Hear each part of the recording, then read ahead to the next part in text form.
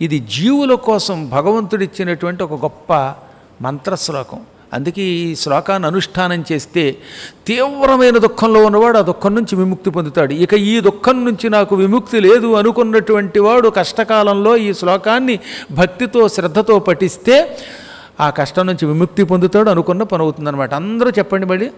త్వమస్మిన్ కార్యనిర్యోగే ప్రమాణం హరిసత్తమ హనుమన్ యత్నమాస్థాయ దుఃఖక్షయకరో భవ ఆపదాం అపహర్తారం దాతారం సర్వసంపదాం లోకాభిరామం శ్రీరామం భూయో భూయో నమామ్యహం. ఈ త్వమస్మిన్ కార్యనిర్యోగే ప్రమాణం హరిసత్తమ అనే శ్లోకము, ఈ ఆపదామపహర్తారం అనే శ్లోకము, ఈ రెండింటినీ కలిపి చదివితే దానికి సంపుటీకరణం అని పేరు. అదేమో దుఃఖాన్ని తొలగించేవాడివి కా, నువ్వే ఈ పని చేసేయడానికి సమర్థుడివి అని ఆవిడ అన్నది. దాని వెనక రాముణ్ణి కూడా తలుచుకుంటే అప్పుడు ఆ శ్లోకం ఒక మహామంత్రం అవుతుంది. ఆ మంత్రానుష్ఠాన ఫలితం వల్ల ముందేమో దుఃఖం తొలగుతుంది, ఆ తర్వాత అనుకున్న పని శీఘ్రకాలంలో అవుతుంది, రామానుగ్రహం లభిస్తుందన్నమాట. ఇక మనకి తిరుగుండదట. ఇందులో అనేక దివ్య మంత్రములు ఉన్నాయి. గాయత్రి మంత్రం ఉన్నది, హంస గాయత్రి ఉన్నది, అది కాక రామ్ అనేటటువంటి రాముని యొక్క బీజాక్షరం ఉన్నది. ఆపదామపహర్తారం దాతారం అందులో అన్నిటి చూడండి, అపహర్తారం అందులో రకారం ఉంది రేప, దాతారం మళ్ళీ సర్వసంపదాం లోకాభిరామం శ్రీరామం, ఇలా 4 సార్లు అందులో ప్రత్యేకంగా బీజాన్ని ఇమిడ్చారు. ఈ బీజములతో కూడిన ఈ మంత్రాలను అనుష్ఠానం చేసుకున్న వాళ్ళందరికీ కూడా సకల శుభాలు కలుగుతాయి. ఈ శ్లోకాలు ఎవరైనా ఎప్పుడైనా చదువుకోవచ్చు. ముఖ్యంగా ప్రయాణ సమయాల్లో చదువుకోవాలి, దుఃఖం వచ్చినప్పుడు చదువుకోవాలి, కాలో చెయ్యో టపక్కన విరిగినప్పుడు, కర్మగాలి బాత్రూంలో కాలు జారి పడినప్పుడు, లేదా ఆకలి ఎక్కువైపోయి ఆహారం దొరకనప్పుడు, అలాంటప్పుడు ఇవి చదువుకుంటే అనుకున్న పనులు అవుతాయి, దుఃఖాలు తొలగిపోతాయి.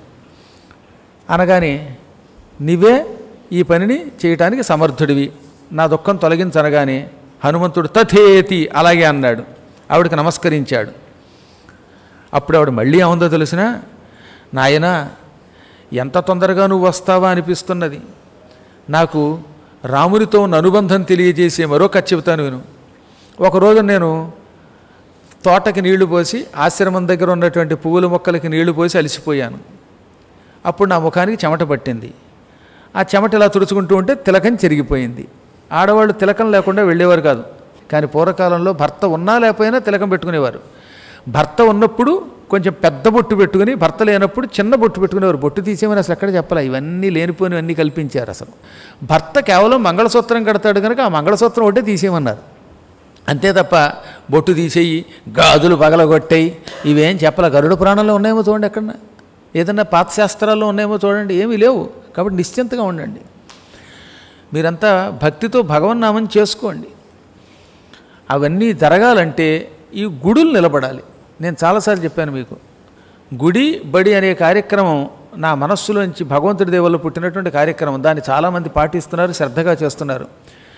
గుడికి నిత్యం వెళ్ళండి, వీలున్నంత సేవ చెయ్యండి. అర్చకుడు దేవుడితో సమానంట. దేవుడికి ఎంత దండం పెడుతున్నామో అర్చకులను అలా గౌరవించాలి. పురోహిత వ్యవస్థని ప్రోత్సహించాలి. వాళ్ళ మీద ద్వేషం వస్తే మీరు మంత్రాలకు దూరం అయిపోతారు, భ్రష్టులు అయిపోతారు, సర్వనాశనం అయిపోవాలి ఈ దేశం. అందుకని అలా చేస్తున్నారు. కాబట్టి గుడిని రక్షించండి, అర్చక వ్యవస్థని కష్టపడి ప్రోత్సహించండి, పురోహితుల్ని బ్రహ్మలుగా భావించి గౌరవించండి. ఇవన్నీ చేస్తే ఎన్నో లాభాలు ఉన్నాయి.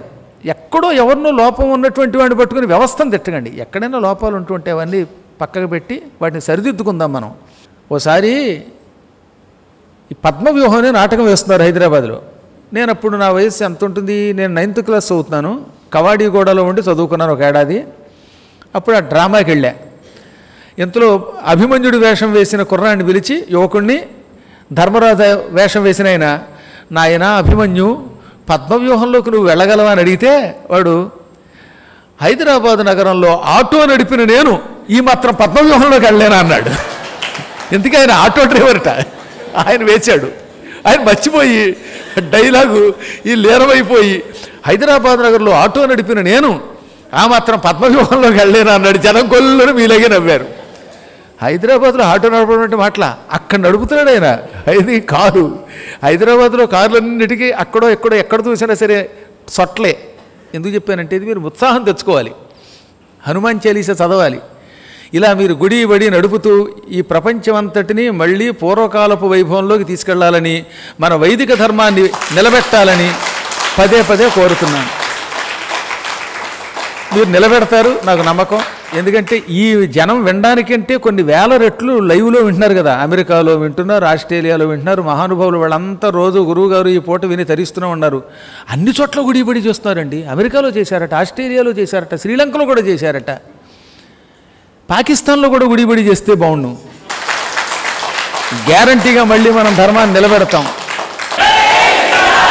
ఇంకోసారి ఇంకొక పర్యాయం, అది నాకు నమ్మకం అన్నమాట. అందుకని ఆవిడేమన్నది, నేను అలిసిపోయాను, అప్పుడు బొట్టు చెరిగిపోయింది. ఇంతలో రాముడు వచ్చాడు అక్కడికి. అయ్యో సీత, బొట్టు లేకపోతే నేను చూడలేనని ఆ పక్కన ఒక రాయి ఉన్నది, దాన్ని మనస్సిలా అంటారు, కుంకం రాయి లాంటిదనమాట, ఎర్రగా ఉంటుంది ఆ రాయి. ఆ రాయి నేల మీద అరగదీసి అందులోంచి వచ్చినటువంటి రజనతో ఆవిడికి తిలకం తీర్చిదిద్దేట. అప్పుడప్పుడు భార్యకి భర్తగారు అలా బొట్టెట్టాలి, నామాలు ఎట్టకూడదు. గురువుగారికి కూడా నామాలు ఎట్టే శిష్యులు ఉన్నారనుకోండి, అది వేరే విషయం. ఆవిడికి బొట్టు తీర్చిదిద్దేట, తిలకం తీర్చిదిద్దేట. ఆ విషయం చెబితే రాముడు నువ్వు నాతో మాట్లాడినట్టు నవ్వుతాడు. ఎందుకంటే ఇది మా ఇద్దరికి తప్ప ఎవరికి తెలియదు కనుక. భార్యాభర్తల మధ్యలోనే ఉండే టాప్ సీక్రెట్స్ ఉంటాయి కదా, అవి భార్య భర్తకి చెప్పాలంటే ఇతరుల ద్వారా చెబితే అప్పుడు ఓహో ఆ వ్యక్తి ఆవిడతో మాట్లాడాడని అర్థమవుతుంది. నాయన, నువ్వు వెళ్ళిపోతావంటే బెంగగా ఉంది. ఇక్కడున్నంతసేపు ప్రాణం నిలబడింది, నాకు ధైర్యంగా ఉంది. నాకు ఈ రావణుడి బెదిరింపులు, ఈ రాక్షస స్త్రీల యొక్క అదిలింపులతో వణికిపోతున్న నేను నువ్వు ఇక్కడికి వచ్చాక బలం పొందాను, ఆత్మబలం పొందాను, ధైర్యం పొందాను. ఇంకొంతసేపు ఇక్కడ నువ్వు ఉంటే నాకు ఆనందం కలుగుతుంది అందావిడ. ముహూర్తం మోక్షణం భవేత్, ఇంకో ముహూర్తకాలం ఉంటే నాకు సందేహం లేకుండా సంతోషం కలుగుతుంది. అసలు నువ్వు ఇక్కడి నుంచి వెనక్కి వెళ్ళి రాముడికి నా వార్త చెప్పి ఆయన ఇక్కడికి తీసుకొచ్చేదాకా నేను బతుకుతానో లేదో నమ్మకం లేదు. మమస్యాత్ నాత్ర సంశయ, ఇందులో సందేహం లేదు. అసలు ప్రాణాలు ఉంటాయో లేదో నాకే అనుమానం. కాబట్టి నువ్వు ఉంటే మంచిది, కానీ ఉండమన్నావు. ఎందుకో తెలుసా, నువ్వు ఉంటే ఈ వార్త రాముడికి తెలియదు. నువ్వు ఇక్కడే ఉండిపోయావనుకో, సీత లంకలో ఉందనే వార్తని రాముడికి చెప్పేవాళ్ళు ఉండరు, అప్పుడు రాముడు రాలేడు. కాబట్టి వెళ్ళిరా. ఏం చేస్తాం, నువ్వు వచ్చేదాకా నువ్వు వస్తావనే సంతోషంతో బతుకుతాను. ప్రస్తుతం నువ్వు నాకు దూరం అవుతూ ఉంటే దుఃఖమే, కానీ ఈ దుఃఖాన్ని భవిష్యత్తులో సంతోషం కోసం సహిస్తాను. ఈ ప్రపంచంలో నీకున్న ఈ బలం ఇంకెవరికి ఉండదు. నా ఉద్దేశం, సముద్రం దాటి ఇక్కడికి ముగ్గురే రాగలరు. ఎవరెవరు వాళ్ళు? శక్తి స్యాద్వైనతే యస్య తవవా మారుతస్యవా. వినతాపుత్రుడైన గరుత్మంతునికి ఉన్నది సముద్రం దాటి ఇక్కడికి వచ్చే శక్తి. తవవా లేదా నీకున్నది, లేదంటే ఇంకొక ఆయన ఉన్నాడు మీ నాన్న, మారుతస్యవా వాయుదేవునికి ఉన్నది.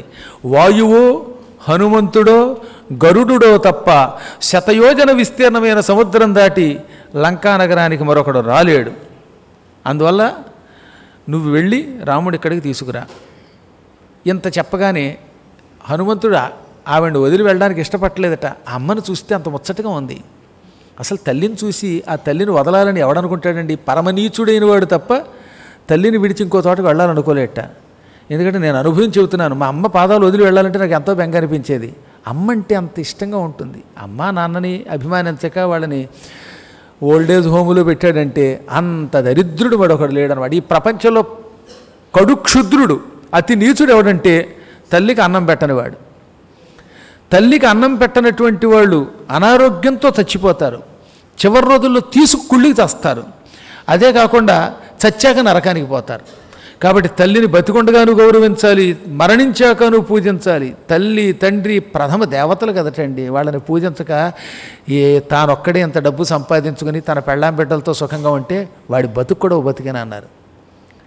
తెలీదు. నేను చెబుతున్నాను, ఒకడున్నాడు, వాడి కిడ్నీలు రెండూ పోయాయి. పోయిన తర్వాత ఓసారి నా దగ్గరికి వచ్చాడు. నాకు కిడ్నీలు పోయండి, నేను చచ్చిపోతానండి అంటే, మీ అమ్మని పూజించరా, నువ్వు బతుకుతావు అన్నాను. నేను చెప్పిన మాట ప్రకారం 30 ఏళ్ల నుంచి పూజిస్తున్నాడు, బతికున్నాడు వాడు.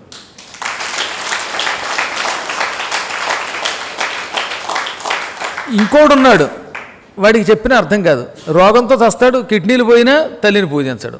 ఏం కర్మ. కాబట్టి నేను చెబుతున్నాను, ప్రాణాపాయ స్థితిలో ఉన్న తల్లిని పూజించు, తల్లికి దండం పెట్టు, నువ్వు బతుకుతావు. తల్లికి అన్నం పెట్టకుండా వంతులు వేసుకుని బయటికి పంపు, నీ బతుకు ఎలా ఉంటుందో తెలుసుకో. పిల్లలకి తెలుస్తుందండి. ఇవాళ నువ్వు నీ తల్లిని సరిగ్గా చూడలేకపోతే రేపొద్దు నిన్ను చూడరు. చాలా కాలం క్రితం ఒక ఆవిడ పెళ్ళయ్యి అవగానే అత్తగారిని తీసుకెళ్ళి గొడ్ల చావిడిలో పెట్టింది. ఇదిగో ఆవులకి వాటికి చావడం ఉంటుందిగా, ఆవులకి చక్కగా ఫ్యాన్లు, దోమల తెరలు, మంచి భోజనాలు ఉన్నాయి. మహానుభావులు ఇక్కడ ఎంతో బాగా నిర్వహిస్తున్నారు. నిజంగా ఈ పీఠానికి ఉన్న ప్రత్యేకత గో సంరక్షణ అన్నమాట. ఈ కార్యక్రమం నిర్వహిస్తున్న అందరికీ శుభం కలుగ్గాక. ప్రత్యేకంగా హరిగారికి అనేక మంగళాశాసనాలు. ఎందుకంటే ఆ పుణ్యాత్ముడితోటే ఈ పురాణ పరంపర, ఈ గో సంరక్షణ మొదలయ్యాయి కనుక. ఎందుకు చెప్తానంటే, గోశాలల్లో సాధారణంగా మామూలు చోట్లయితే ఏదో అలా పారేస్తారు, గోవులు కట్టేస్తారు, దోమలకి వాటికి పీడింపబడుతూ ఉంటాయి. అటువంటి గొడ్ల చావడి అనేవారు పూర్వకాలంలో. ఓ దుర్మార్గుడు ఉన్నాడనమాట. వాడికి పెళ్ళాక భార్య లోకం, తల్లిని పట్టించుకోలేదు. పెళ్ళాం కూడా ఏం చేసింది, మీ అమ్మ మన ఇంట్లో ఉండకూడదు అని ఆ గోశాలలో పెట్టేసింది. అక్కడ నులక మంచం వేసి దాని మీద పడుకోబెట్టి సత్తు గిన్నె, దరిద్రపు గిన్నె, సొట్టలు పడిపోయిన ఒక సత్తు గిన్నె అనమాట, అల్యూమినియం పాత్ర, అందులో ఇంత అన్నం ముద్ద పారేసేదిట. పాపం ముసలావిడ అక్కడే పడి ఎండకెండుతూ దోమలు కొడుతూ ఉంటే అన్నం తింటూ నానా యాతన పడేది. ఇంతలో ఈ కోడలి గారికి ఒక కొడుకు పుట్టాడు. ఆ కొడుకు క్రమంగా 4 ఏళ్లవాడు అయ్యాడు. వాడు ఇది చూసేటి ఈ సత్తు గిన్నెలో అన్నం పెట్టడం. అది ఏ బామ్మకి అక్కడే అన్నం పెడుతున్నావు అంటే, ఆ ముసలిదానికి అక్కడే పెట్టాలి, ఆ దరిద్ర పీరుగా అందుటి వాళ్ళమ్మ. ఆ మర్నాడు అత్తగారికి అన్నం పెడదామని చూస్తే ఈ సత్తు గిన్నె మాయమైపోయింది, కనపడలేదు. అత్తగారికి అన్నం పెట్టడానికి గిన్నె ఏది అని చూస్తూ ఉంటే ఈ కుర్రాడు వచ్చేది, 4 ఏళ్ల కుర్రాడు. నేనే దాచేసా, బీరువాలో పెట్టి తాళం వేశాను అన్నట్ట. ఎందుకు దాచామని అడిగితే, రేపు పొద్దు నువ్వు ముసలిదాన్ని అవుతావుగా, నాకు పెళ్ళి అవుతుందిగా, అప్పుడు నీకు అన్నం పెట్టాలిగా, నీకోసం దాచాను గిన్నె అన్నట్ట. దెబ్బగా ఆవిడకి తల గిర్రం తిరిగింది. ఈ కుర్రాడు ఇంకా ఇంత 4 ఏళ్ళు 5 ఏళ్ళు ఉంటాయి, వీడికి ఎంత ఆలోచన వచ్చింది చూడండి సరే. అంటే బామ్మని బాధ పెడుతుందని కనిపెట్టాడనమాట. అందుకని వాడు ఏమన్నాడు, నాకు పెళ్ళి అవుతుంది, మా ఆవిడ వస్తుంది, ఈ గొడ్ల చావుల్లో నిన్ను ఈ నులక మంచం మీద పడుకోబెడతాను, ఈ సత్తు గిన్నెలోనే, ఈ గిన్నెలోనే, మళ్ళీ కొత్త గిన్నె దాను, బామ్మగారికి దేంట్లో పెట్టావో అదే గిన్నెలో అన్నం పెడతానన్నాడు. ఆవిడ కళ్ళు గిర్రం తిరిగాయి, కళ్ళు తెరుచుకున్నాయి. వెంటనే మారు మాట్లాడకుండా ఆ క్షణమే అత్తగారిని ఇంట్లోకి తీసుకొచ్చి ఆవిడకు స్పెషల్ బెడ్రూమ్ ఇచ్చింది. అందులో పెట్టి, అత్తయ్య నన్ను క్షమించండి, నాకు భవిష్యత్తు కనబడుతోంది, నా ఫ్యూచర్ కనబడుతోంది అని వెంటనే తన నేచర్ మార్చుకుని, ఆ ఫ్యూచర్ని దృష్టిలో పెట్టుకుని తన ఫీచర్ కూడా మార్చుకుని ఇంత అన్నం పెట్టడం మొదలెట్టిందిట. కాబట్టి పిల్లలు ఇవాళ మనల్ని చూస్తారు. మన తల్లిదండ్రులు మనం గౌరవిస్తే మన పిల్లలు మనల్ని గౌరవిస్తారు. నువ్వేమో అమ్మా నాన్నకు అన్నం పెట్టవు, అత్త మామల్ని ఏడిపిస్తావు, రేపు పొద్దున్న నీ పిల్లలు అలాగే చేస్తారు. అది మహాప్రమాదకరమైనది. అవి దృష్టిలో పెట్టుకుని పెద్దలందరినీ చాలా జాగ్రత్తగా చూసుకోవాలి. అందువల్ల అమ్మ, నాకు నిన్ను విడిచిపెట్టాలనిపించట్లేదు, మాతవి నువ్వు, కానీ తప్పదు. నేను వెళ్ళకపోతే రాముడికి ఈ వార్త అందకపోతే నిన్ను విడిపించడం కష్టం. చాలా శీఘ్రకాలంలో రాముడు ఇక్కడికి రావడం ఖాయం. సుగ్రీవుడితో, వానరులతో లంక కడుగు పెడతాడు. శంక లేకుండా మొత్తం కింకరులతో పాటు రావణాసురుని సర్వనాశనం చేసేస్తాడు. క్షిప్రం త్వం దేవి శోకస్య పారం యాస్యసి మైథిలి. సీతామాత, చాలా తొందరలో ఈ దుఃఖం నుంచి నీవు విముక్తి పొందుతావు. అచిరకాలంలో రావణుని యొక్క మరణం చూస్తావు. అవతల సముద్ర తీరంలో గోళ్ళే ఆయుధములుగా, దంతములే ఆయుధములుగా కలిగిన వీరులు ఉన్నారు. వాళ్ళకి వేరే కత్తి అక్కర్లేదు, బల్లెం అక్కర్లేదు, గండ్రగొడ్డలు అక్కర్లేదు, ధనుస్సు అక్కర్లేదు, గోళ్లతో పీకి చంపేస్తారు వాళ్ళు. కాబట్టి వాళ్ళకి ఆయుధాలు ఏమిటి? నఖ, రెండోది దంష్ట్ర, కోరలు. నఖదంష్ట్రాయుధాన్ వీరాన్ సింహశార్దూల విక్రమాన్ వానరాన్ వారణేంద్రాభాన్ క్షిప్రం ద్రక్ష్యసి సంగతాన్. మహావీరులు వారణేంద్రాభాన్ మదించిన ఏనుగుల వంటి ఆకారం కలిగినటువంటి వానరులను, గోళ్ళు దంతములే ఆయుధములుగా కలిగిన వాళ్ళని, సింహశార్దూల విక్రమాన్ సింహాలు పులుల వలె పరాక్రమం కలిగినటువంటి వారిని, క్షిప్రం తొందరలో ద్రక్ష్యసి చూడబోతున్నావు. ఇంత చెప్పాక అప్పుడు ఆవిడ ఆనందపడింది. కాకపోతే ఇంకా నాకు 2 నెలలే ఉందని గుర్తుపెట్టుకో తండ్రి అన్నది. హనుమంతుడు బయలుదేరుతుంటే కన్నీళ్లు పెట్టుకుందిటండి. అశ్రుపూర్ణముఖి. ఆయన వెళ్ళిపోతే మళ్ళీ నా బతికింతే కదా, ఎప్పుడు వస్తాడో కదా అనే బెంగతో కన్నీళ్లు పెట్టుకుందనమాట. అన్నానని కాదు కానీ పురాణం అయ్యి ఆఖరి రోజున వెళ్ళిపోతున్నప్పుడు కొంతమంది ఇక్కడ నిలబడి నాకు వీడుకోలు ఇస్తూ ఉంటారు పాపం. చివరి క్షణం వరకు నేను కారెక్కి వెళ్ళేదాకా కూడా ఎప్పుడూ చూస్తూనే ఉన్నాను. ఆఖరి రోజు ఎప్పుడు పగలే జరుగుతుంది కదా, పొద్దుటిపూట మ్యాక్సిమం 12ంటికి అయిపోతుంది. తర్వాత చకచక మేము బయలుదేరుతున్నాం. 1 గంట 2 అయినా ఆ టైంలో నేను బయలుదేరేదాకా కొంతమంది ఉంటారు. కన్నీళ్లు పెట్టుకోండి నేను చూశానండి. సీతాదేవి హనుమంతుడిని చూచి కన్నీళ్లు పెట్టుకుందంటే ఆ కాలం వేరు, ఆ హనుమంతుడు సీత విధానం వేరు. కానీ ఇప్పటికి కూడా గురువుగారు వెళ్ళిపోతున్నారు, మళ్ళీ ఎప్పుడు వస్తారో అని పాపం కన్నీళ్లు పెట్టుకున్నారు వాళ్ళు. అదొక బంధం, గురు శిష్య బంధం అంటే అలా ఉంటుంది. హనుమ నాకు దుఃఖం తొలగించనగానే అక్కడి నుంచి బయలుదేరాడు ఆయన. బయలుదేరి ఒక పక్కకు వచ్చాడు. సీతా దర్శనం అనే ఒక మహాకార్యక్రమం పూర్తయింది. ఇంకా కొంచెం పని మిగిలినట్టు అనిపిస్తోంది అనుకున్నట్టు ఆయన పని 75% పూర్తయింది. 75% పని పూర్తయింది. ఇంకా కొంచెం మిగిలిందిట. ఎంత? అల్పశేషమిదం కార్యం దృష్టేయమసితే క్షణ 3 ఉపాయాన్ అతిక్రమ్య 4థః ఇహ దృశ్యతే. నేను వచ్చిన పని చాలా వరకు నెరవేరింది, ఇంకా కొంచెం పని మిగిలింది. సీతను చూసిన తర్వాత ఇంకా మిగిలిందిట. ఏమిటది? రావణుండి చూడడం అనే పని మిగిలింది. రావణుండి చూడాలంటే అంత తేలిక కాదు. ఇక్కడ కాపలా వాళ్ళు చాలామంది ఉన్నారు. మీ రాజుగారి దగ్గరికి తీసుకువెళ్ళండి అంటే వాళ్ళు ఒప్పుకోరు.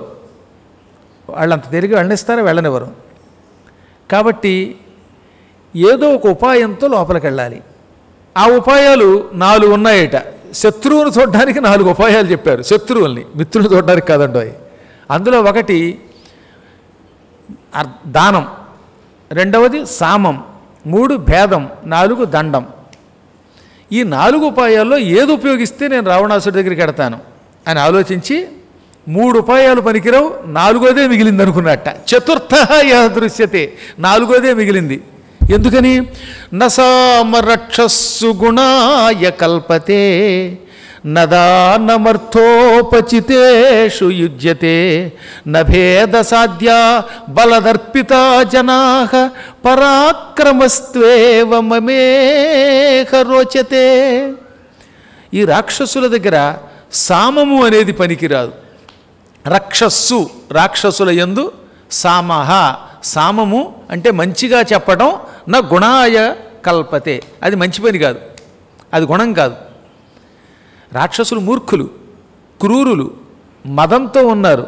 అటువంటి వాళ్ళ దగ్గరికి వెళ్ళి మంచిగా బతిమాలేమనుకోండి, రాక్షసులారా మిమ్మల్ని బతిమాలతాను, నాకు ఈ పని చెయ్యండి అంటే వినరు. ఎందుకంటే మూర్ఖులు గనక. పోని మంచిగా చెబితే వినరు, అనగా సామం పనికిరాదు. దానం ఇచ్చి లోపల కడదామా అంటే ఎంత డబ్బు వీళ్ళ దగ్గర ఉంది. ఏకంగా వాళ్ళ ఒక్కొక్కళ్ళ దగ్గర కోట్ల కోట్ల కొలది బంగారపు కాసులు ఉన్నాయి, నవరత్నాలు ఉన్నాయి. ఏ కొంప చూసినా బంగారపు కొంపే. లంకంతా బంగారపు లంకే, సువర్ణ లంక. ఎంత డబ్బున్న వాడికి లంచం ఇచ్చి లోపలికి పెడతాం? ఒక వ్యక్తికి లంచం ఇవ్వాలంటే వాడి దగ్గరగా డబ్బు అవసరం ఉండాలి. కాబట్టి ఇక్కడ లంచం కూడా పనికిరాదు. మూర్ఖులు మంచిగా వినరు. డబ్బిచ్చి వీళ్ళని కొనలేం, నన్నే తులాభారం తూచేటట్టున్నారు. ఇక 4వది ధనముండి మూర్ఖత్వం ఉండి మహాబలం కలిగిన వాళ్ళ మధ్యలో తగాదా పెట్టలేం. అందరూ బలవంతులే, బలవంతులంతా ఐకమత్యంతో ఉన్నారు.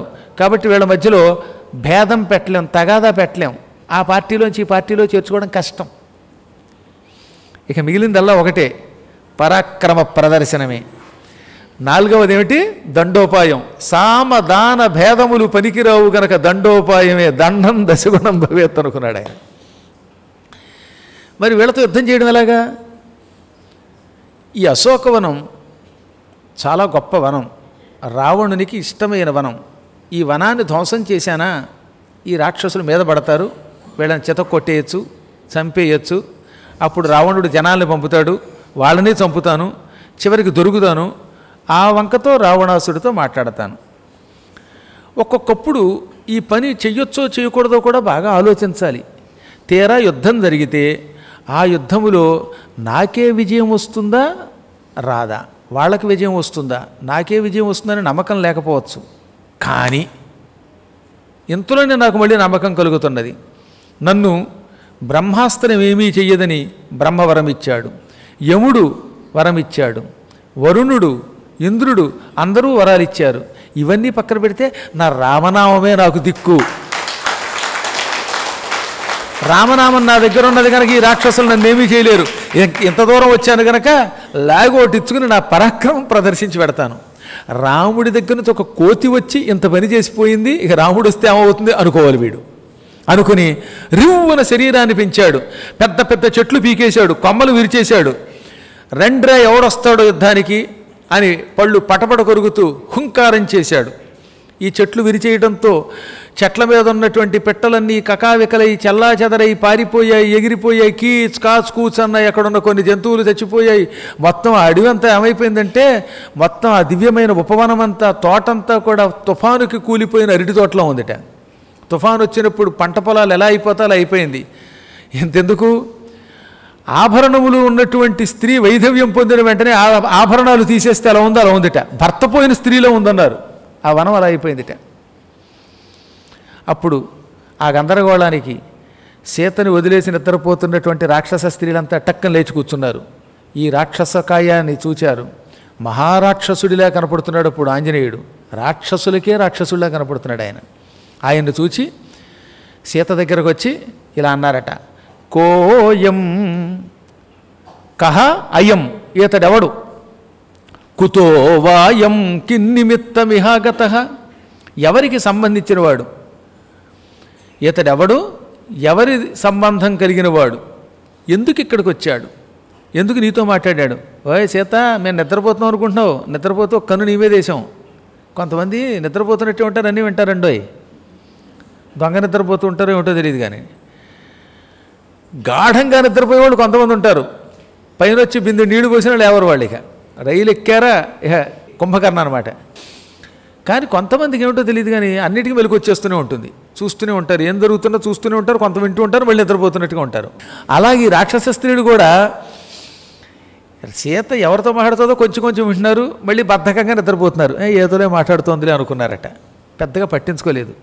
వాళ్ళు ఏమన్నారు, ఇప్పుడు ఇందాక ఇతడు నీతో మాట్లాడడం మేము నిద్దట్లో ఉండి కూడా విన్నాం, ఏం మాట్లాడాడు, మీ సంభాషణ ఏమిటి, ఎందుకు వచ్చాడు అనగా సీత ఇప్పుడు ఒక సందేహంలో పడింది. ఆవిడ సత్యం పలకాలి, కానీ ఆ సత్యం ఆయన ప్రాణం మీదకి రాకూడదు. అందుకని సత్యం పలుకుతూ అసత్యం పలకాలి, చాలా టెక్నిక్గా మాట్లాడాలి. ఆవిడేమంది, నాకు మాత్రం ఏం తెలుసు, రాక్షసుల మాయలు నాకేం తెలుస్తాయి అంది. అందులో అసత్యమే ఉంది, సత్యమే ఉంది. రాక్షసుల మాయలు రాక్షసులకే తెలియాలి, లంకంతా రాక్షసమయం, ఇక్కడ ఏం మాయ ఉందో నాకు తెలియదు. యూయమేవాభిజానీత యోయం యద్వా కరిష్యతి, ఇక్కడ ఎవడేం చేస్తాడో మీకే తెలియాలి, మీ ఊరు గనక మాకేం తెలుసు. అహిరేవ హ్యహేపాదాన్ విజానాతి నసంశయ, పాము జాడ ఇంకో పాముకే తెలుస్తుంది. అందుకే పాములు పట్టుకునేవాడు ఏం చేస్తాడు, పెంపుడు పామును వదులుతాడు. ఈ పాము వెళ్ళి పామున్న పొట్టలో దూరుతుంది, రెండింటిని లాగేస్తాడు వాడు. పాము జాడ పాముకే తెలుస్తుంది, రాక్షసమాయ రాక్షసులకే తెలుస్తుంది. ఇతన్ని చూచిన వెంటనే మొదట్లో నేను కూడా భయపడ్డా, అది నిజమేగా. అహమప్యస్య భేతాస్మి నైవం జానామి కోన్వయం, ఇతడు ఎవడో ఏమిటోనని ఇతన్ని చూచినప్పుడు నేను భయపడిన మాట నిజమే, కానీ ఇప్పుడు భయపడలేదని చెప్పట్లా. అతన్ని చూచిన వెంటనే నేను భయపడ్డాను. ఏమో రాక్షసుడు మారువేషంలో వచ్చాడు అనుకున్నాను. ఇందులో ఏది అసత్యం లేదు చూడండి మీరు. రాక్షసుడు వచ్చాడేమో అని మొదట్లో భయపడిందా లేదా, రావణుడని కూడా అనుకున్నది. అనుకున్నది చెబుతోంది తప్ప ఇప్పుడు అతను ఎవడో చెప్పడు. నాకు ఇంతకు మించి తెలియదు అనగానే సీతకు అన్నీ తెలుసు చెప్పట్లేదనుకుని ఈ రాక్షస స్త్రీలు ఒక నిర్ణయానికి వచ్చారు. కొందరు సీత దగ్గర కాపలాగా ఉన్నారు, మరి కొంతమంది పరుగు పరుగున రావణుని దగ్గరికి వెళ్ళారు. రావణ, సీతాదేవి ఉన్న అశోకవనంలోకి ఎవరూ అడుగు పెట్టకూడదని, అడుగు పెడితే వాళ్ళకి మరణశిక్షని అన్నావా లేదా నువ్వు? అటువంటిది ఆ వనంలోకి ఒక కోతి వచ్చింది. ముందు చిన్నదిగా ఉంది, తర్వాత పెద్దదయ్యింది. ఎవరూ మాట్లాడకూడదని నీవు ఆంక్ష విధిస్తే దాన్ని ఉల్లంఘించి సీతతో ఏదో గుసగుసలాడింది. ఆ భాష మాకు అర్థం కాదు, మా రాక్షస భాషలో మాట్లాడలేదు అంటే సంస్కృతంలో మాట్లాడారు కదా వాళ్ళు, వీళ్ళకి సంస్కృతం రాదులేండి. అందుకని ఏదో ఒక అద్భుతమైన భాషలో మాట్లాడింది ఆ కోతి. ఆ తర్వాత ఏం జరిగిందో తెలియదు, శరీరాన్ని విపరీతంగా పెంచి మొత్తం అశోకవనం అంతా భగ్నం చేస్తోంది. చెట్లన్నీ విరిచేసింది, ఒక్క చెట్టుని మాత్రం విరవలేదు. ఏమిటా చెట్టు? సీత కూర్చున్న చెట్టుట. జానకి రక్షణార్థం వా శ్రమాద్వా నా ఉపలభ్యతే. ఆ చెట్టొక్కటి ఎందుకు విరవలేదో మాకు అర్థం కావడంలా.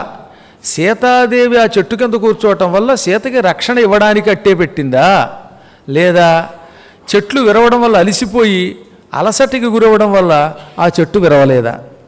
చెట్టు ఎందుకు విరవలేదట? అలిసిపోయినా దాని జోలికి వెళ్ళి ఉండకపోవచ్చు, లేదా జానకి రక్షణార్థం వా, జానకి రక్షణ కోసమైనా అయి ఉండొచ్చు. ఆ చెట్టు విరిస్తే సీత చెట్టు కింద కూర్చోవడానికి లేక ఎండలో పడిపోతుందని విరవలేదేమో. అయినా మహారాజా మా పిచ్చగాని, వీళ్ళకి ఎలాగో పిచ్చలండి, అయినా ఏమన్నారు మా పిచ్చగాని, అసలు ఆ కోతికి అలసటేమిటి అని వాళ్ళే అంటున్నారు మళ్ళీ.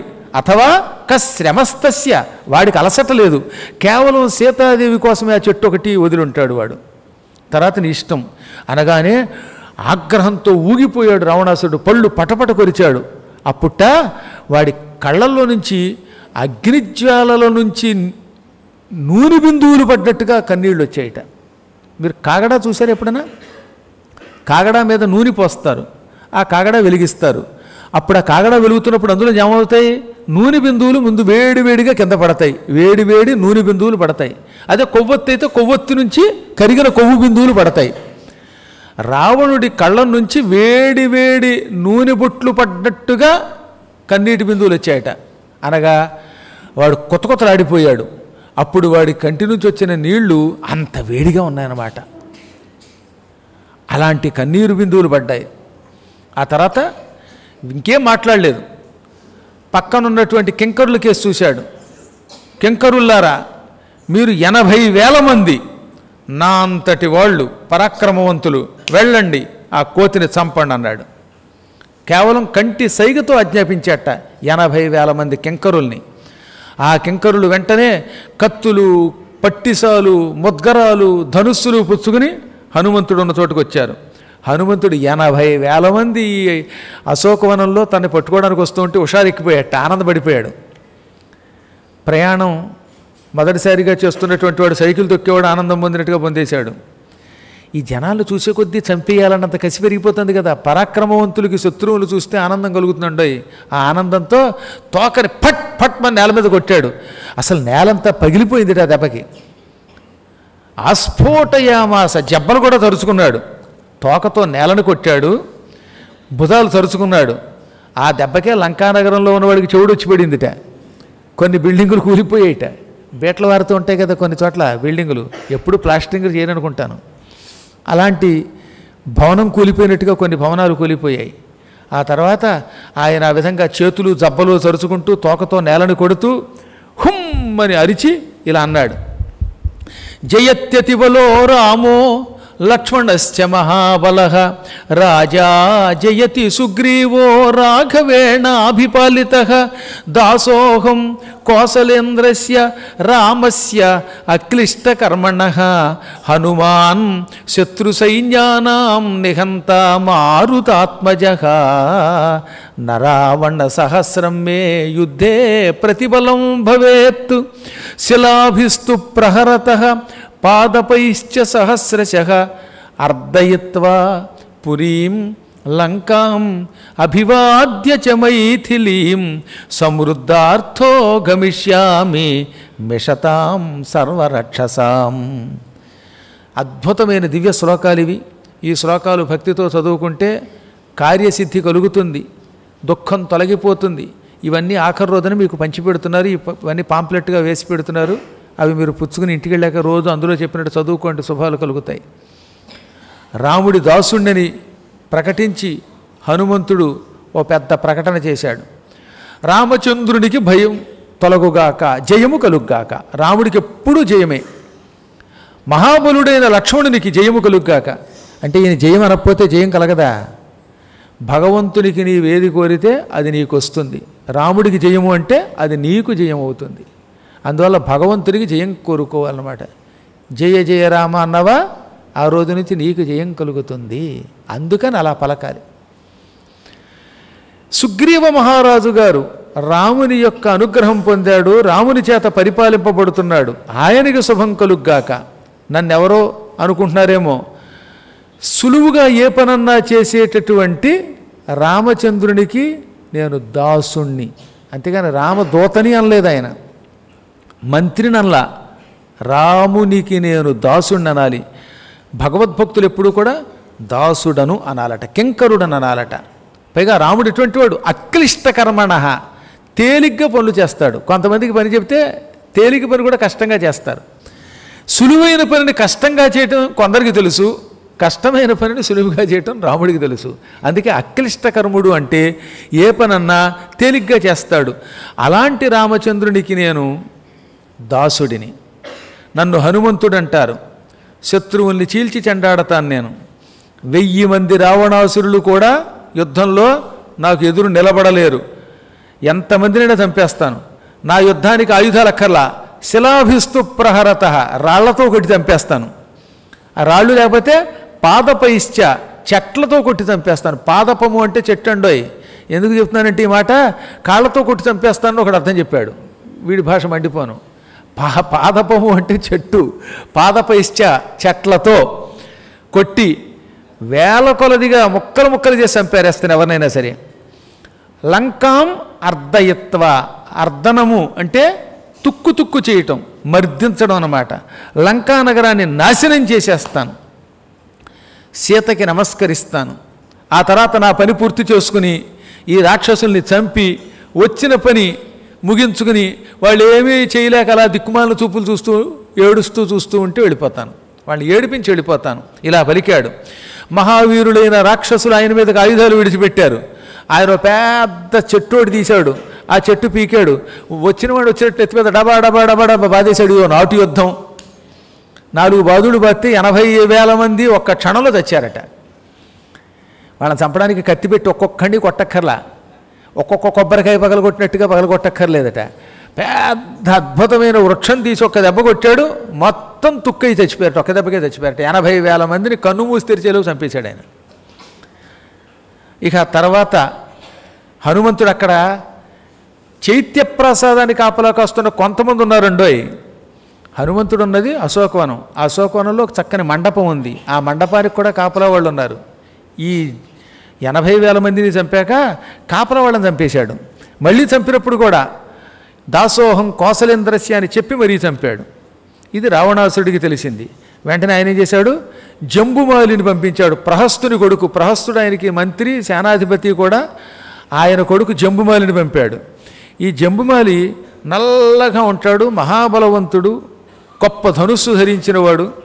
యుద్ధానికి వెళ్ళే ముందు ఎర్ర పువ్వుల దండ వేసుకుంటాడట. ఆ తర్వాత ఒంటికి కూడా ఎర్ర చందనం పూసుకున్నాడు.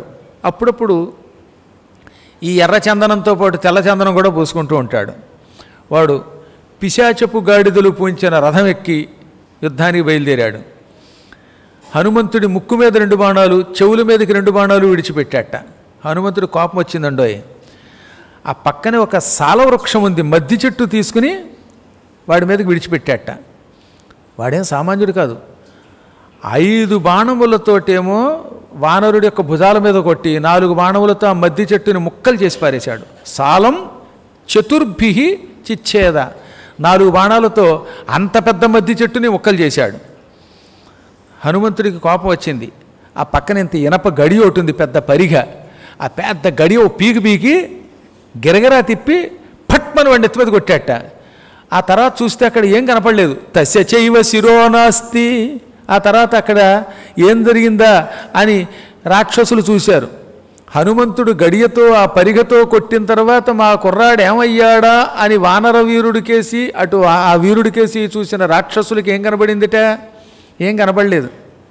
ఇదేంటి ఇక్కడ జంబుమాలు ఉండాలి కదా అని దగ్గరికి వచ్చి చూస్తే ఇంత ముద్ద కనబడింది. అందులో శిరోనాస్తి తలకాయ కనబడలేదు, తలంతా ముద్దే, రోట్లో వేసినటువంటి గోంగూర పచ్చళ్ళలాగా ముద్ద అయిపోయిందిట. నా బాహు, చేతులు లేవు. ఇదేమిటి ఇంతలా ఉండే జంబుమాలి తల ఎక్కడా, చేతులెక్కడా, జానుని మోకాళ్ళేవి అనుకున్నారట. అవేమీ లేవు. నా ధనుహు, అసలు ధనుస్సు లేదు. నా రథం లేదట. ఇక పోనీ గుర్రాలన్నా ఉన్నాయా? నాశ్వాహ, గుర్రాలు లేవు. అంతా అదృశ్యమైపోయింది. అంతా కలిపి అంత ముద్ద మిగిలింది. ఎవరికైనా వాడి మాంసం తినాలని కోరుకుంటే ఆ మాత్రం గోంగూర పచ్చళ్ళు అయిపోయాడు ముద్ద. అందులో ఉప్పు కారం వేసుకు లాగేయచ్చు. అలా అయిపోయాడు వాడు. ఈ విధంగా చూర్ణం అయిపోయాడు వాడు. సేకాయ పొడైపోయాడు, కరక్కాయ పొడైపోయాడు, మిక్సీలో వేసినటువంటి వేరుశనగ పొడి అయిపోయాడు, కారప్పొడైపోయాడు. ఈ విషయం విన్న రావణాసురుడు భగ్గుమన్నట్ట. ఏం విచిత్రమే, 80,000 మంది కింకరులు విడిపోయారా? మంటపాన్ని కాపలా కాస్తున్న కాపలా వాళ్ళు చచ్చిపోయారా? ఇప్పుడు ప్రహస్తపుత్రుడు జంబుమాలి కూడా పోయాడా? ఈ వచ్చింది సామాన్యమైన వానరం కాదనుకున్నట్ట. వెంటనే మంత్రి కొడుకులు 7 ఉన్నారు. ఆ 7 పంపాడు. 7 కూడా మంచి రథాలు ఎక్కొచ్చారండోయ్. పరస్పరం జయాభిలాషతో, రేయ్ నువ్వు నేను అందరం కలిసి తలోవైపు నుంచి బాణాలు వేసి వాడు అంతం చూద్దాం అని ఒకరినొకరు ప్రోత్సాహపరుచుకుంటూ వచ్చారట. వాళ్ళ వెనకాతలు బోలెడంతమంది రాక్షస సైన్యం కూడా వచ్చింది. వెంటనే హనుమంతుడు ఈసారి చెట్టు తీసుకోలేదు, కర్ర తీసుకోలేదు, రివ్వున పైకెగిరి దూకాడు కిందకి. ఆ దూకడంలో కొంతమంది అరిచేత్తో కొట్టేట. అరిచేతి దెబ్బకి 100 మంది 1000 మంది చొప్పున చచ్చిపోయారు. చేత్తో కొడితేనే ఢామ్ అన్నారు. మరికొంతమందిని ఏం చేశాడు? ముష్టినాభ్యహనత్, పిడికిలి బిగించి పొట్టలో పొడి చంపేశాడు. ముష్టి అంటే పిడికిలండోయ్. ముష్టి యుద్ధం అంటే పిడికిళ్లతో కొట్టుకోవడం అన్నాడు, బాక్సింగ్. ఈ మధ్యన ఒక ఆయన పురాణాలు చెప్పాడు ముష్టివాడు కొట్టుకుంటున్నారని. ముష్టివాడు యుద్ధం కదా అది. ముష్టి యుద్ధం అంటే పిడికిళ్లతో ఢీయం అని కొట్టుకోవడం అన్నమాట. ఆ తర్వాత కొంతమందిని నఖైహి వెదారయత్తు, గోళ్లతో చీల్చేసేట. మరికొంతమందిని పాదైహి, కాళ్లతో తొక్కి చంపేశాడు.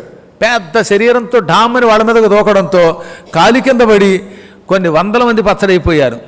ఇలా అందరినీ చంపి ఆ తర్వాత ఈ 7 యొక్క రథాలు పుట్టుకుని గిర్రం తిప్పి పైకి విసిరి ఈ రథంతో ఈ రథాన్ని కొట్టగానే రథాలు తుక్కైపోయాయి.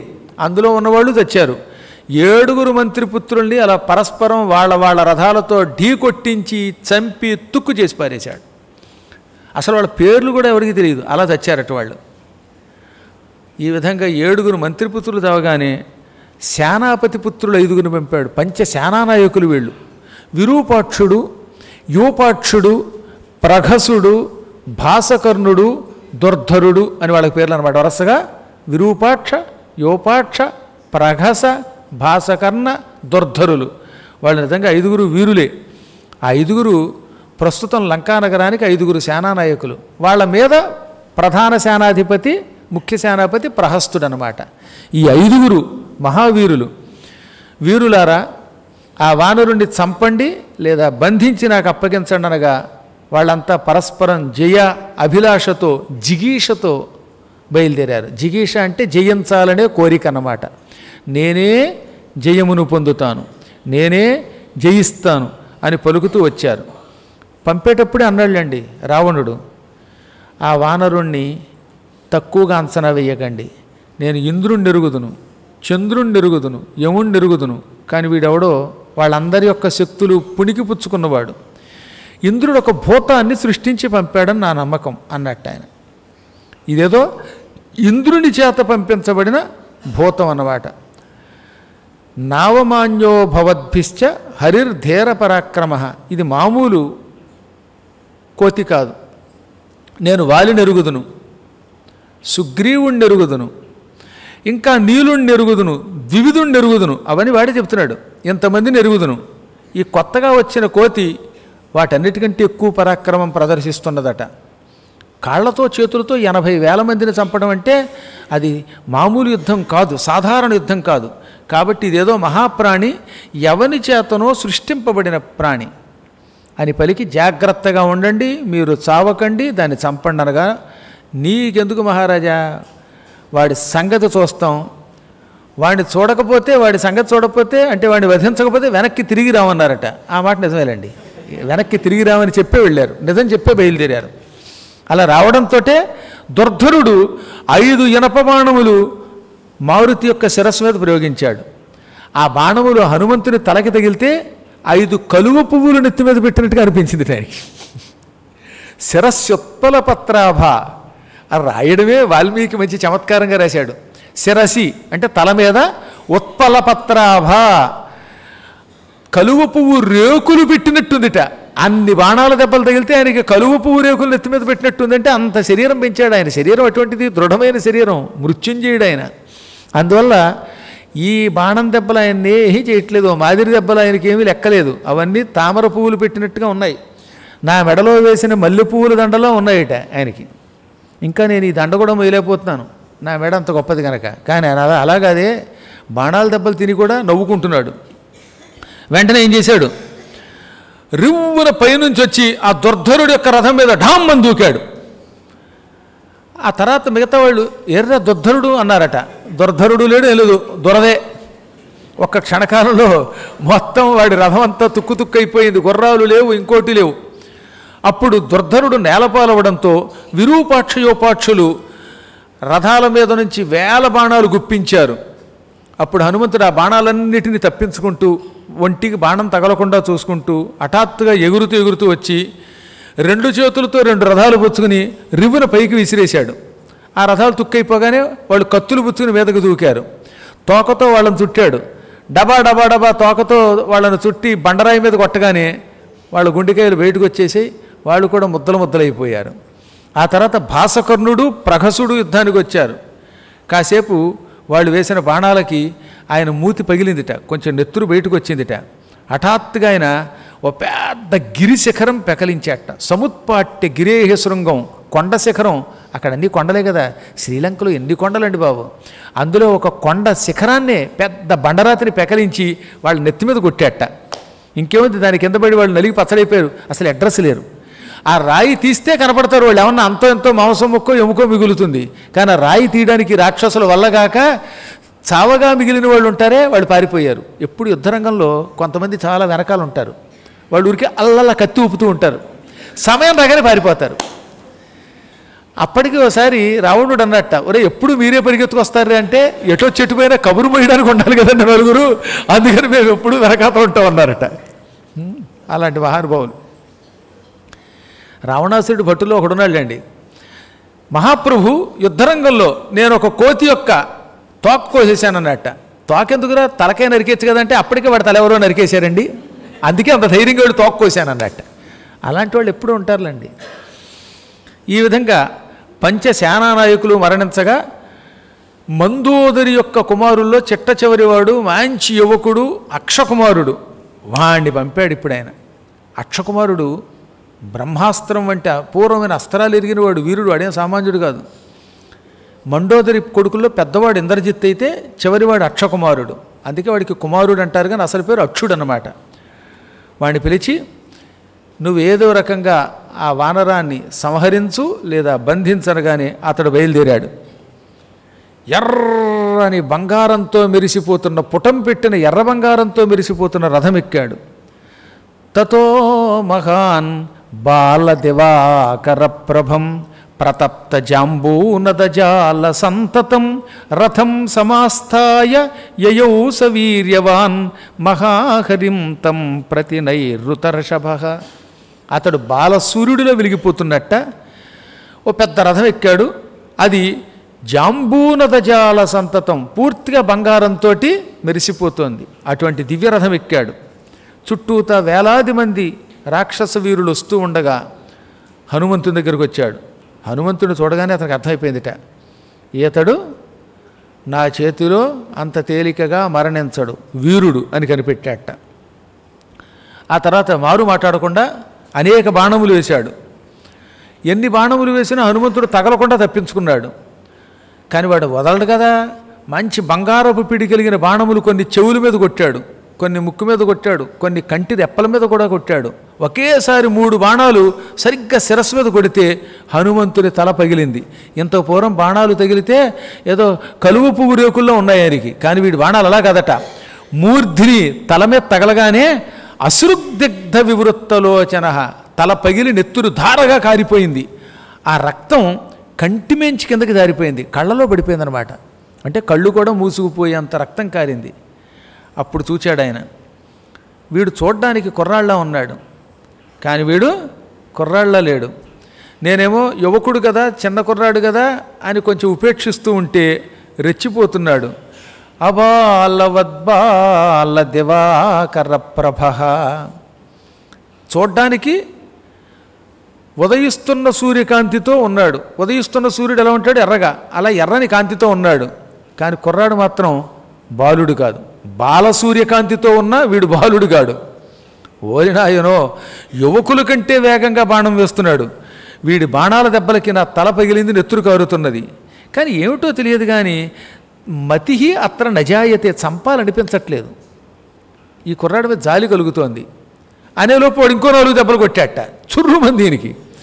కుర్రాడు కదా, చంపడానికి మనస్సు అంగీకరించటం లేదు అనుకుంటుంటే వీడు నన్ను చంపేటట్టున్నాడు.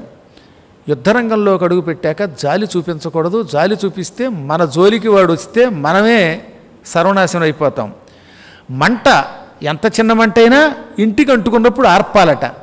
చిన్న మంటేగా అని ఉపేక్షిస్తే కొంప కాలుతుంది. కాబట్టి వీడిని చంపాలి. ఎంత మంచి మాట. నా వర్ధమాన అగ్ని ఉపేక్షితుం క్షమ. నిప్పు కొంపగా అంటుకున్నప్పుడు అది కాలుస్తుంది కొంపని. ప్రస్తుతానికి చిన్నది అనుకోకూడదు, అది క్రమక్రమంగా వివృద్ధి అవుతుంది. ఇంటికి నిప్పు అంటుకున్నప్పుడు ఎలా ఆర్పాలో ఒంటికి బాణములు తగిలిస్తూ ప్రాణం తీస్తున్న శత్రువుని చంపాలనుకున్నాడు అని అమాంతంగా పైనుంచి కిందకి దూకి పెద్ద చేతి దెబ్బతో ఆ రథం పగలగొట్టేశాడు. రథం పగిలిపోయింది, సారథి చచ్చిపోయాడు, గుర్రాలు పచ్చడైపోయాయి. 8 గుర్రాలట ఆ రథానికి, అవన్నీ చచ్చాయి. రథం తుక్కైపోగానే పెద్ద కత్తి తీసుకుని రివ్వున పైకి ఎగిరాడు. వీడు కూడా ఆకాశ మార్గానికి ఎగిరాడు. రాక్షసులంతా ఆకాశ గమన శక్తి కలిగిన వాళ్ళే. వాడు పైకి ఎగిరాట. అది చూడ్డానికి ఎలా ఉంది, శరీరం విడిచిపెట్టి వీడు స్వర్గానికి పోతున్నాడు అన్నట్టుగా ఉంది. అంటే వాడికి పోయే కాలం వచ్చినట్టే ఉంది. ఋషులు తెల్లబోయారు. వీడు పైకి ఎగిరాడు, హనుమంతుడు కిందకు వచ్చాడు. వీడేం చేస్తాడో అనుకునేలోపు హనుమంతుడు పైకి ఎగిరాడు. వాడు హనుమంతుడు ఆ కత్తితో కొట్టడానికి చాలా ప్రయత్నించాట. అవన్నీ తప్పుకుని హఠాత్తుగా హనుమంతుడు గిర్రును తిరిగి వాడు 2 కాళ్ళు గట్టిగా పట్టుకున్నాడు. గిరగిరా తిప్పి బట్టలు తూతారు సార్ బండరాయి మీద, వెయ్యర్ర దెబ్బ దరు వెయ్యర్ర దెబ్బ బండ మీద కసాపేస వెయ్యర అందాల దెబ్బ అని లవకుశలో మంచి పని పాట ఉందిలేండి. అలా పట్మని వాడిని పట్టుకుని ఒక బండరాతి మీద వేసి కొట్టాట. ఇంకేముంది, వాడి శిరస్సు పగిలిపోయింది, గుండెకాయ బయటకు వచ్చింది, పుర్రె బయటకు వచ్చింది, క్షణాల్లో చచ్చిపోయాడు. బాణం దెబ్బలకి ఎరుపెక్కిన కళ్ళతో హనుమంతుడు ఇంకెవడొస్తాడో రండిరా, అబ్బే ఈ యుద్ధమే యుద్ధం, నాకు ఇదేం సరిపోవటం లేదు, ఈ యుద్ధం ఎలా ఉంది, ఆకలితో ఉన్నవాడికి ఏదో ఒక ఇడ్లీ పెట్టినట్టుగా ఉందనుకున్నట్ట. అనుకుని మళ్ళీ అక్కడ పెద్ద మండపం ఉంది. ఆ మండపం యొక్క గోపురం మీద కూర్చుని ఎవడొస్తాడో రండి అని ఎదురు చూస్తున్నాడు ఆయన. ఆర్డర్ ఇచ్చేసి హోటల్లో అట్టు కోసం ఎదురు చూస్తున్నట్టుగా కూర్చున్నాడు ఆయన. ఈ దెబ్బతో రావణాసురుడికి ఆగ్రహము, ఆశ్చర్యము, భయము అన్నీ కలిగాయి. వెంటనే ఇంద్రజిత్తుని పిలిచాడు. నాయనా ఇంద్రజిత్, నీవు శస్త్రములే కాక అస్త్రములు కూడా ఎరిగిన వాడివి, బ్రహ్మాస్త్రం కూడా ఎరిగిన వాడివి. పితామహారాధన సంచితాస్త్ర, బ్రహ్మదేవుణ్ణి మెప్పించి బ్రహ్మాస్త్రం పొందావు, అందుకే నిన్ను పంపుతున్నాను. నిజానికి తండ్రి తాను బతికొండగా కొడుకుని యుద్ధానికి పంపకూడదు, నాకు భయంగానే ఉంది. అయినా ఎందుకు పంపాల్సి వస్తుందంటే, నువ్వు పరాక్రమంలో నాకు సాటి వస్తావు, శ్రమ లేకుండా యుద్ధం చేస్తావు, అందుకని నిన్ను పంపుతున్నాను. వచ్చిన వానరుడెవడో సామాన్యుడు కాడు. 80,000 మంది కింకరులు వాడి చేతిలో చచ్చిపోయారు. జంబుమాలీచ రాక్షస, రాక్షస వీరుడు జంబుమాలి ప్రహస్తపుత్రుడు మరణించాడు. అమాత్యపుత్రాహ వీరాశ్చ, 7 మంత్రిపుత్రులు మరణించారు. పంచశానాగ్రయాయిన, 5 సేనాపతులు వెళ్ళిపోయారు. కుమార అక్షశ్చ సూదిత, కుమారుడు కుర్రాడు నీ తమ్ముడు అక్షుడు మరణించాడు. ఇంతమందిని చంపాడంటే ఆ వానరుడు సామాన్యమైన కోతి కాదని అర్థమవుతోందా లేదా? నీవు బ్రహ్మాస్త్రం కూడా ఎరిగిన వాడివి కాబట్టి పంపుతున్నాను, కానీ లేకపోతే నిన్ను పంపడం నాకు ఇష్టం లేదు. ఇయంచ రాజధర్మాణం క్షత్రస్య చ మతిర్మత. ఇది రాజధర్మం, క్షత్రధర్మం. క్షత్రియుడు రాజుగా పరిపాలన చేస్తున్నంతకాలం తాను ముందు యుద్ధానికి వెళ్ళకూడదు. అందరూ చచ్చాక ఆఖరి యుద్ధానికి వెళ్ళాలి. రాజుగారు తన వీరులంతా తన చుట్టూ ఉండగా సేనాధిపతిని, వీరుల్ని, భటుల్ని యుద్ధానికి పంపాక ఇంకా చివరిన దిక్కు లేకపోతే తాను యుద్ధానికి వెళ్ళాలి. అందుకని పంపుతున్నాను తప్ప లేకపోతే నేను పంపడం ఇష్టం లేదు. నీవు ఎన్నో యుద్ధములు చేసి ఆరితేరిన వాడివి, వెళ్ళు అనగానే ఇంద్రజిత్ ఇంకేం మాట్లాడ్డు. ఇంద్రజిత్ దగ్గర మాటలు తక్కువ, చేతలు ఎక్కువ. తల ఊపాడు, తండ్రి చుట్టూ ప్రదక్షిణ చేశాడు. రాక్షసుడైనా వాడిలో కూడా చాలా సుగుణాలు ఉన్నాయి. అందులో ఒకటి తండ్రికి నమస్కరించటం, ప్రదక్షిణ చేయటం. యుద్ధానికి వెడుతూ వెడుతూ తండ్రికి ప్రదక్షిణ చేసేటవాడు చూసారా. ప్రదక్షిణం దక్షసుత ప్రభావ అన్నారు. సామర్థ్యం కలిగిన అతడు తండ్రి చుట్టూ ప్రదక్షిణ చేశాడు. దీన్ని బట్టి ఎవడైనా సరే వాడి ధర్మాన్ని మాత్రం పాటిస్తున్నాడు. ఇప్పుడు మానవులు మనం తల్లిదండ్రులకి ప్రదక్షిణ చేయటం లేదు, అసలు గుళ్ళో ప్రదక్షిణ కూడా మానేస్తున్నాం, అన్నీ మానేస్తున్నాం. అలా మానకూడదని గ్రహించండి. అలా ప్రదక్షిణ చేసి దివ్య రథం ఎక్కి మహోత్సాహంతో రాక్షసులు కొందరు ముందు వెనక వస్తూ దారి చూపిస్తూ ఉండగా, జయ జయధ్వానాలు చేస్తూ ఉండగా హనుమంతుడు ఉన్న చోటకు వచ్చాట. రావడంతో ఒక్కసారి ధనుష్టంకారం చేశాడు. ఆ అల్లెతాటి శబ్దం విని హనుమంతుడు పొగిడాడు అతన్ని. వీడెవడో సామాన్యుడు కాదనుకున్నట్ట. హనుమంతుణ్ణి ఇంద్రజిత్తు చూశాడు, ఇంద్రజిత్తుని హనుమ చూశాడు. ఇద్దరూ ఒకరినొకరు పరిశీలనగా చూశారు. ఈతడు నా చేతిలో మరణించడు, అవధ్యుడు అని ఇంద్రజిత్తు హనుమంతుని చూడగానే కనిపెట్టేశాట. అవధ్యోయం అంటే చంపటానికి నా వల్ల కాదు. హనుమంతుడు చూశాడు, ఇతన్ని నేను చంపలేనని ఆయన కనిపెట్టాడు. పరస్పరం ఒకరినొకరు ప్రశంసించుకున్నారు. ఆ తర్వాత హనుమంతుడి మీద వాడు బాణాలు వేస్తున్నాడు, హనుమంతుడు ఎగురుతున్నాడు. హనుమంతుడు వేసే చెట్లు వాడు విరగ్గొడుతున్నట్ట. ఇలా చాలాసేపు యుద్ధం జరిగింది. 48 నిమిషముల కాలం, 2 గడియల కాలం యుద్ధం జరిగింది. జరిగాక హనుమంతుడు వేసే రాళ్ళు, బండ శిఖరాలు, చెట్లు విరగ్గొడుతూ తాను వేసే బాణములు హనుమంతుడికి తగలకపోతూ ఉంటే కించిత్ కాలం ఆలోచనలో పడిపోయాడు ఇంద్రజిత్తు. అవధ్యోయమితి జ్ఞాత్వా, ఈతడు బాణముల దెబ్బలకి చావడు, నా చేతిలో మరణం లేదు ఈతనికి. అవధ్యుడు అంటే వధింపడానికి వీలు కానివాడు, అసాధ్యం వీడిని చంపడం అనుకున్నట్ట. అందుకని ఏం చేశాడు, బ్రహ్మాస్త్రాన్ని చేతిలోకి తీసుకుని, ఓ అస్త్రమా, నిన్ను ఈ వానరుడి మీదకి విడిచిపెడుతున్నాను. చంపడానికి వీలు కాని శత్రువులు నువ్వేం చేస్తావు, బంధిస్తావు. వరాలు ఉన్నటువంటి వాడు, వధారుహుడు కానివాడు అయిన వాడిని బంధిస్తావు, వెళ్ళి బంధించని విడిచిపెట్టాట. ఆ అస్త్రం పైకి వచ్చింది, ఆకాశంలో ఎగురుతున్న హనుమంతుడిని చుట్టేసింది. కాళ్ళు, చేతులు, కీళ్ళు, సంధులన్నీ చుట్టేసింది. దాంతో ఢామ్మని కింద పడిపోయాడు. ఒక్కసారి అవయవాలు కదలక బిగుసుకుపోయి చేష్టలు ఉడిగి కాలుదారి బాత్రూంలో మనం ఎలా పడిపోతాం అలా పడిపోయాడు. ఒకసారిగా ఢామ్మని పడిపోయాడు. అలా పడిపోయిన హనుమంతుడు ఏమాత్రం జంకలేదు. ఇది బ్రహ్మాస్త్రము, ఒక్క బ్రహ్మాస్త్రం మాత్రమే నన్ను కదలకుండా బంధిస్తుంది అనుకుని వెంటనే బ్రహ్మదేవుణ్ణి తలుచుకున్నాడు. బ్రహ్మదేవుడు ఆయనకు వరం ఇచ్చాడు, నా అస్త్రం నిన్ను బంధించదు, చంపదని. అందుకే అతన్ని బంధించినా అతను ఏం చేయట్లేదట, అతను వెళ్ళి కదలగలుగుతున్నట్ట. ఓహో, బ్రహ్మదేవ నాకు ఇచ్చిన వరం నిలబెట్టుకున్నావన్నమాట అనుకున్నాడు ఆయన.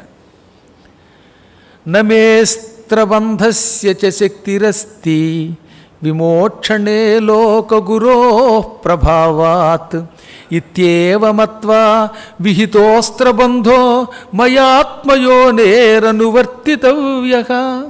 నేను అంటే ఈ అస్త్రం పూర్తిగా నన్ను వదులుతుంది, నేను తిరిగి ఆకాశంలో ఎగరగలను. కానీ అలా ఎగరను. బ్రహ్మాస్త్రం వల్ల నేను బంధితుండవుతానని కదా నమ్మి ఇంద్రజిత్ అస్త్రం వేశాడు. బ్రహ్మని నేను గౌరవించాలి కాబట్టి దానికి కాసేపు లొంగుతాను, కదలకుండా పడుంటాను. నేను కావాలంటే తప్పించుకోవచ్చు, కానీ తప్పించుకోవడం వల్ల లాభం ఏముంది? నేను వాడిని చంపను, వాడు నన్ను చంపడం, అలా టైం వేస్ట్ అవుతూ ఉంటుంది, కాలం వ్యర్థం అవుతుంది. నా ఉద్దేశం ఏమిటి? రావణుడితో మాట్లాడడం, మాట్లాడాలంటే కదలకుండా పడుండాలి. పడుంటే వీళ్ళు నన్ను ఈడ్చుకుపోయి రావణుని దగ్గర నిలబెడతారు. అప్పుడు రావణునితో మాట్లాడవచ్చు. నేను ఒకవేళ బ్రహ్మాస్త్రము చేత బంధింపబడి ఉన్నా బ్రహ్మ నన్నేమీ చెయ్యడు, ఆయన అనుగ్రహం ఉంటుంది. అది కాక పితామహ మహేంద్రాభ్యాం రక్షితస్య అనిలేనచ, బ్రహ్మదేవుడు, ఇంద్రుడు, అగ్ని, వాయువు, ఇంద్రుడు అందరూ రక్షిస్తారు నన్ను. ఓ పక్కన బ్రహ్మ రక్షిస్తున్నాడు, ఇంద్రుడు రక్షిస్తాడు, మా నాన్నగారు వాయుదేవుడు రక్షిస్తాడు. ఈ విధంగా నేను బంధింపబడితే రాక్షసేంద్రుడైన రావణునితో నాకు సంభాషణ జరుగుతుంది అనుకున్నాడు ఆయన. అందుకని మాట్లాడుకోరుకోగానే ఈ పిచ్చాళ్ళు ఉంటారు కదా రాక్షసులు, భలే పడిపోయాడు రా కోతి, ఆహా మా ఇంద్రజిత్ ఎంత వీరుడో, ఎవరి వల్ల కాని పని తాను సాధించాడు, ఎంతోమందిని చంపిన వీడిని బంధించాడు అని పరుగు పరుగునొచ్చి పెద్ద పెద్ద తాళ్ళు పగ్గాలు అవి పట్టుకొచ్చి కట్టేశారు. తల బాదుకున్నట్టు ఇంద్రజిత్తు, ఓరి రాక్షసుల్లారా ఎంత మూర్ఖులరా మీరు, మీకు మంత్రశక్తులు తెలియవనుకున్నట్ట. అహో మహత్కర్మ కృతం నిరర్ధకం, నేను ఎంతో కష్టపడి బ్రహ్మాస్త్రం వేసి వీడిని బంధించాను, అదంతా వ్యర్థం చేశారు వీళ్ళు. ప్రపంచంలో బ్రహ్మాస్త్రం కంటే గొప్ప తాడు ఉంటుందా ఈ హనుమంతుడు లాంటి వాడిని బంధించడానికి? బ్రహ్మాస్త్ర మహిమ తెలియక ఈ పిచ్చి తాళ్ళు పట్టుకొచ్చారు. ఇవి ఎంతలా ఉన్నా ఆయన ఊ అంటే దిగిపోతాయి, పట్మని దిగిపోతాయి. ఆయన దృష్టిలో పురికోసల కంటే తేలిక. కానీ ఏం చేస్తాం, మంత్రశక్తి తెలియని మూర్ఖులు వీళ్ళు.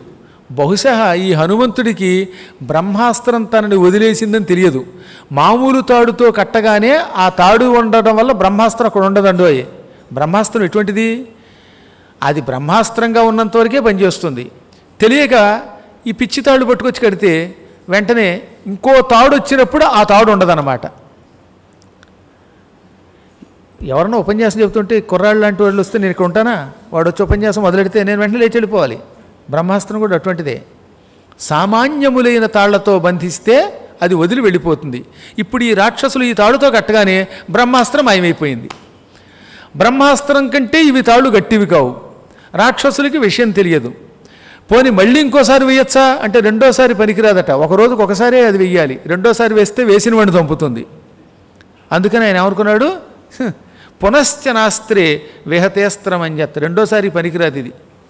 మూర్ఖులతో వస్తే ఇదే నష్టం అనుకున్నట్ట. హనుమంతుడికి అన్నీ తెలుసు, అయినా ఏమీ తెలియనట్టుగా కావాలని తాళ్ల చేత కట్టుబడ్డాడు.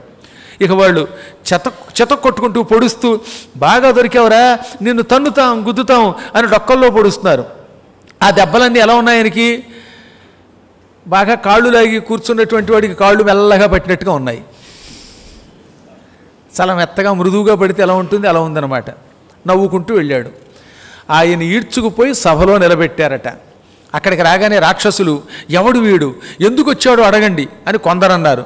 కొంతమంది అన్నారు, వాడిని అడిగేది ఏమిటండి, హన్యతాం చంపేయండి, దహ్యతాం తగలబెట్టండి, భక్ష్యతాం తినేయండి అంటున్నారు కొందరు. కాల్చండి, చంపండి, పోడ్చండి, తినండి అంటున్నారన్నమాట. హనుమంతుడు అవేం పట్టించుకోవడంలా. రావణుడు ఒక మహాసభాభవనంలో భయంకరాకారంతో సింహాసనం మీద కూర్చున్నాడు. వీడు దుంపదగా నల్లగా మినప ముద్దలా కూర్చున్నాడు, మినపరాశిలాగా. అంత మహాకళేబరంతో ఉన్నాడు. వాడి కిరీటమే కొండలా ఉంది.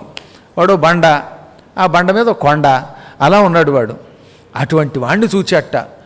ధగ ధగ తన తపశ్శక్తితో వెలిగిపోతున్నాడు వాడు సూర్యుడిలాగా. అది చూచి ఆహా ఏమి కాంతిరా నీది అనుకున్నట్ట.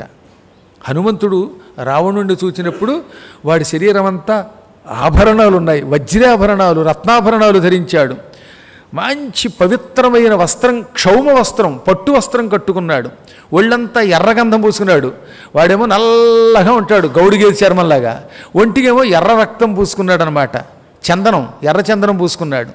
ఇంకా ఇవి కాక రకరకాల సెంట్లు కొట్టుకున్నాడు. అంటే వాడు రోజు స్నానం చేస్తాడులేండి. కొంతమంది ఉంటారు మాది స్నానం మాసానికి ఒక్కసారి అని, వాళ్ళ నెలకోసారి స్నానం సెంట్లు ఒకటిని. అలా కాకుండా ఇతడు నిజంగా హాయిగా మంచి సెంటే కొట్టుకుని ఉన్నాడు.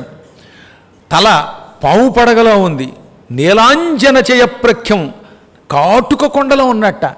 కాటుక కొండ, నల్లకొండ ఎలా ఉంటుంది అలా ఉన్నాడనమాట. మెడ నిండా హారములు ధగధగలాడిపోతున్నాయి. అప్పుడు వాడు చూడడానికి ఎలా ఉన్నాడు, నల్ల కొండ మీద సూర్యుడు ఉదయించినట్టుగా ఉన్నట్ట. అంటే వాడు నల్లగా ఉంటే వాడి శరీరం మీద ఆభరణాలు కిరీటం సూర్యుడిలా ఉన్నాయన్నమాట. ఇంకా వాడికి చేతికి కంకణాలు, నడుముకు మంచి వడ్డాణం కూడా ఉంది, బెల్ట్ పెట్టుకున్నాడు అనమాట. కాళ్ళకేమో విచిత్రములైన నూపురాలు ఉన్నాయి.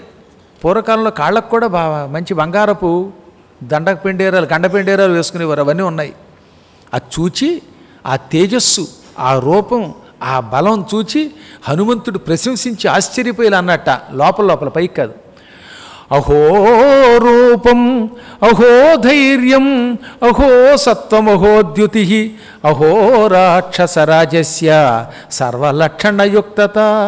ఆహా, ఏమి వీడి రూపం, ఏమి వీడి బలం, అహో వీడి బలం ఎంత గొప్పది, ఎంత సత్వం, ఎంత కాంతితో ఉన్నాడు వీడు, ఇంత ముఖకాంతి నేనెంత పూర్వం ఏ రాక్షసుని దగ్గర చూడలేను. ఈ రాక్షసుడిలో అంత కాంతి ఉన్నది, అన్ని శుభలక్షణములతో ఉన్నాడు వీడు. వీడు ఒక్క అధర్మం చేసి ఉండకపోతే ప్రపంచం అంతా పరిపాలించేవాడు. వీడి దగ్గర ఒక్క లోటు, సీతని ఇక్కడికి తీసుకురావటం, సీతామాతను అపహరించి ఏడిపించటం అనే ఒక అధర్మము చేసి ఉండకపోతే సశక్రస్యాపి రక్షిత, ఇంద్రుడితో పాటు మొత్తం స్వర్గాన్ని పరిపాలించడానికి అర్హుడు. కానీ ఏం లాభం, వీడి బలం కంటే అధర్మమే ఎక్కువ బలమైపోయింది, దానివల్ల వీడు నశించిపోతున్నాడు. ఇన్ని శుభలక్షణములు కలిగి, తపశ్శక్తి కలిగి, బలం కలిగిన వీడు ఆ ఒక్క పని చేయకపోతే ఎంత బాగుండును. ఈ క్రూరుడు, ఈ నీచుడు హింసాత్మకములైన పనులు చేశాడు, అందరినీ బాధ పెట్టాడు. అందువల్ల కదా ఈతడంటే సకల దేవతలు భయపడుతున్నారు. ఆ భయమే ఇప్పుడు వీడికి భయానికి కారణం కాబోతోంది. ఈతడు గనక కోపగిస్తే ప్రపంచానికి ప్రళయం సృష్టించలేడు, అంత గొప్పవాడే. కానీ ఇప్పుడు ప్రళయం సృష్టించలేక తానే ప్రళయంలో కొట్టుకుపోతున్నాడు. కారణం సీతాపహరణం. ఎంత బలవంతుడైనా అధర్మం వల్ల నాశనం అయిపోతాడని నిరూపించాడు అనుకున్నట్ట. పొగిడాడు కానీ అధర్మాన్ని తిట్టుకున్నాడు. ఆ తర్వాత మిగతా విశేషాలతో రేపటి రోజు కార్యక్రమంలో యథాప్రకారం గడువు పెడతాం.